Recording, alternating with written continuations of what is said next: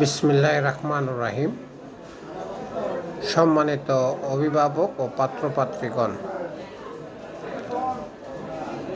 আমার সন্ধানে গাজীপুর জেলার বোটবাজার এলাকায় প্রতিষ্ঠিত পরিবারের একটি ভালো মেয়ে আছে।